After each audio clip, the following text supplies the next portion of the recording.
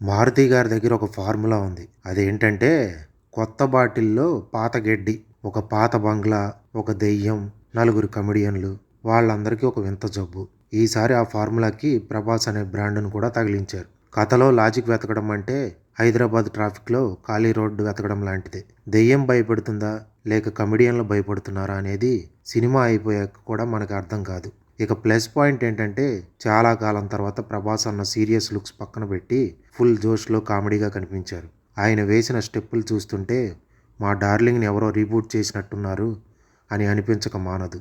ఆ స్టైల్, ఆ నవ్వు చూసి ఫ్యాన్స్ థియేటర్లో పేపర్లు చింపి గాలిలో ఎగరేయడం ఖాయం. ప్రభాస్ పక్కన ఉన్న కమెడియన్లు బ్యాచ్ చేసే హడావిడి చూస్తుంటే వాళ్ళకి ఇచ్చిన రెమ్యునరేషన్ కంటే అంతకు మించి ఓవర్ యాక్టింగ్ చేశారన్నట్టుంది.